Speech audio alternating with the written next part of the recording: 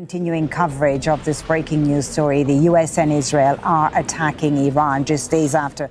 On the morning of February 28th, 2026, the world woke up to something it had never seen before. The United States and Israel had jointly launched one of the largest military operations in decades, targeting the heart of Iran. Within hours, Iran's supreme leader, Ayatollah Ali Khamenei, was dead. حضرت آیت الله العظما سید علی حسینی خامنه‌ای در راه سربلندی حرم جمهوری اسلامی ایران شهد شهید گوارای شهادت را نوشید. The man who had ruled Iran for 36 years, longer than any other head of state in the Middle East at the time of his death, was gone. And then Iran fired back. Ballistic missiles and drones rained down on US military bases across the Gulf. Qatar, Bahrain, Kuwait, the UAE, Jordan. Iran's Revolutionary Guard declared that no ship was permitted to pass the Strait of Hormuz, the narrow channel through which roughly 20% of the world's oil and gas supply flows. Here is the question every government, every military analyst, and every ordinary person on the planet is now asking. Is this the beginning of World War III? The answer is not simple, and it's not what most people expect. For months, the Trump administration had been pressing Iran to agree to a new nuclear deal. The demands were sweeping: dismantle nuclear infrastructure entirely, limit ballistic missile capabilities, and stop funding proxy groups across the region. Iran had shown some flexibility on nuclear enrichment limits for civilian use, but on missiles and its network of regional allies, Tehran wouldn't budge. Trump gave Iran a 10-day deadline. When that deadline passed without a deal, the United States launched what it officially called Operation Epic Fury. Today, the United States military continues to carry out large-scale combat operations in Iran. Israel simultaneously launched its own offensive, dubbed Operation Lion's Roar. A short while ago, Israel and the United States launched a joint campaign, Operation Lion's Roar. Around 200 Israeli fighter jets participated in the opening wave alone, striking approximately 500 targets across 24 of Iran's 31 provinces. The targets included IRGC facilities, air defense systems, missile and drone launch sites, military airfields, and nuclear infrastructure. Then, in a strike that changed everything, the compound of Ayatollah Ali Khamenei was hit. By Sunday morning, Iranian state media confirmed the unthinkable. The supreme leader was dead. حضرت آیت الله العظما سید علی حسینی خامنه‌ای در راه سربلندی حرم جمهوری اسلامی ایران شهد شهید گوارای شهادت را نوشیدند. His daughter, son-in-law, and grandson were also killed. Trump wrote on Truth Social, Khamenei, one of the most evil people in history, is dead. In the streets of Tehran, two things happened simultaneously. Crowds gathered to mourn, chanting and holding placards of their leader. And in other parts of the city and across the country, people were celebrating, dancing, honking car horns, setting off fireworks. The reaction reflected exactly what Iran has always been: a deeply divided nation, united by its history but fractured by its present. Iran's response was immediate and wide-ranging. The Islamic Revolutionary Guard Corps launched ballistic missiles and drones at U.S. military assets across the entire Gulf region. Al Udeid Air Base in Qatar, Al Dhafra Air Base in the UAE, the U.S. Fifth Fleet headquarters in Bahrain, Ali Al Salam Air Base in Kuwait, and Muwafaq Salti Air Base in Jordan. The IRGC also claimed a U.S. combat support vessel had come under fire, and that a U.S. radar system in Qatar had been destroyed. Qatar, which hosts one of America's largest military bases in the region, condemned Iran's attack and warned it reserved its right to respond. Kuwait called the strikes heinous. The UAE reported intercepting several ballistic missiles, though debris still caused damage and killed one civilian. U.S. Central Command said its forces had successfully defended against hundreds of Iranian missile and drone attacks, reporting no American casualties and only minimal damage to installations. Israel reported that around 150 Iranian ballistic missiles were launched toward its territory, with at least 9 people killed and over 450 injured. Inside Iran, the country went dark. A near-total internet blackout cut communications. Airspace was closed until further notice. The Red Crescent reported over 200 people killed and more than 700 injured across the country in the initial strikes.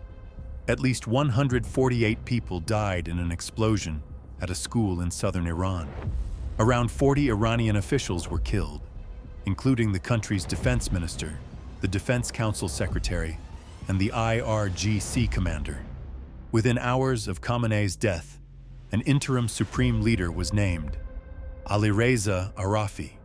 The formal succession process, through the Assembly of Experts, the 88 senior clerics who select Iran's supreme leader, was set in motion under the most extraordinary circumstances imaginable, with the country under active military attack. This is where the situation stops being a bilateral conflict and starts looking like something far more dangerous. Within hours of the strikes, governments across the globe began staking out positions. And those positions weren't random. They revealed something deeply significant about how the world's power structure actually works in 2026. On one side, the United States and Israel, with broader diplomatic cover from NATO allies. Britain, France, and Germany jointly condemned Iran's retaliatory strikes, each making clear they had no part in the offensive operation. But their condemnation was directed at Tehran's response, not the original strikes. The European Union's top official condemned Iran's attacks on Gulf states as a violation of international law. The US framed the entire operation around a single stated objective: preventing Iran from obtaining a nuclear weapon. On the other side, Russia condemned the US-Israeli strikes and issued a stark warning. The attacks were bringing the region to the brink of what it called a humanitarian, economic, and, this cannot be ruled out, radiological catastrophe. China called for an immediate halt to military action and insisted Iran's sovereignty must be respected. Neither country entered the conflict directly, but their diplomatic posture made their alignment unmistakable. In the middle, and under enormous pressure, sat the Gulf states. Saudi Arabia, the UAE, and Bahrain have long relied on the American security umbrella. They had quietly accepted, even welcomed, the degradation of Iranian military power. But now, with Iranian missiles landing in their territory and their own citizens sheltering underground, they faced a situation no one had planned for, being caught in the middle of someone else's war while it was being fought on their soil. Qatar condemned Iran's missile strikes while simultaneously hosting the US military base that those missiles were targeting. Turkey condemned both sides, calling the US-Israeli strikes on a neighboring country deeply disturbing, while also labeling Iran's attacks on Gulf states unacceptable. Turkish President Erdogan called on the Islamic world to act to prevent further suffering. India urged dialogue and diplomacy.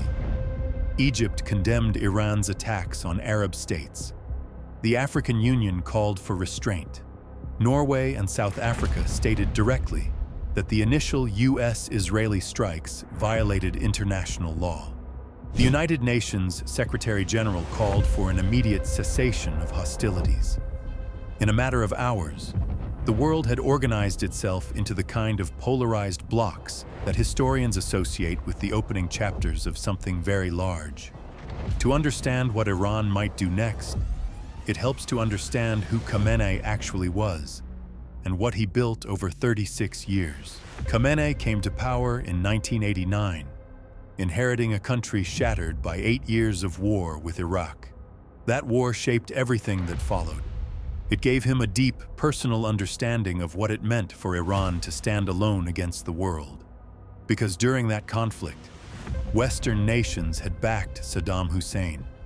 Iran had faced chemical weapons attacks with little international condemnation. That experience produced a strategic doctrine built on one core principle: Iran must never be dependent on anyone, and it must always have the capacity to fight back.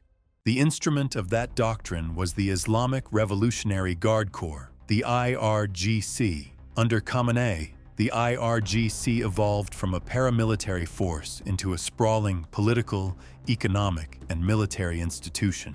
It ran businesses. It controlled significant portions of Iran's economy, and through its Quds force, it built and funded what became known as the Axis of Resistance, a network of allied proxy groups spanning Lebanon, Syria, Yemen, Palestine, and Iraq. That network had been under significant pressure since October 7, 2023. Israel's campaign in Gaza killed numerous Hamas leaders. The strike that killed Hezbollah's Secretary General Hassan Nasrallah removed one of Iran's most capable regional partners. Syria's Assad regime fell in December 2024, cutting off a critical supply corridor that Iran had used for years to resupply Hezbollah. By early 2026, Iran's regional influence, the architecture Khamenei had spent decades constructing, was significantly degraded. It was precisely that window of vulnerability that Israel's Prime Minister Netanyahu had been watching for. And on February 28th, he moved. Now, with Khamenei dead, analysts are watching three possible trajectories for Iran. The first is regime continuity, a new supreme leader who maintains the existing system and eventually negotiates from a weakened position. The second is military dominance, with the IRGC effectively consolidating control in the power vacuum. The third, the most unpredictable, is regime collapse, with no clear successor capable of holding the system together. The Council on Foreign Relations put it plainly: taking out Iranian Supreme Leader Ayatollah Ali Khamenei is not the same as regime change. The Islamic Revolutionary Guard Corps is the regime. The IRGC remains intact. It has already named a new commander, and its forces are still firing. By the strictest military and historical definition, the world is not yet in World War III. A true world war requires the direct kinetic clash of global superpowers, meaning Russian or Chinese troops or munitions actually engaging American or NATO forces. That has not happened. Russia and China have condemned, warned, and positioned, but they have not fired.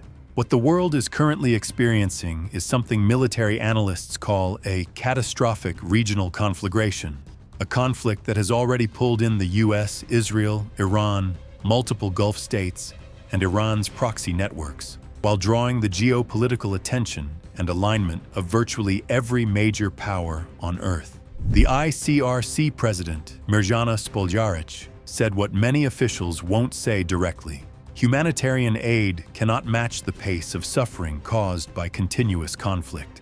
She called on countries to find the political will to prevent further death and destruction. The Geneva Conventions require that civilian infrastructure, hospitals, homes, schools, be protected. Medical personnel must be able to work safely. Those rules apply regardless of which side is fighting.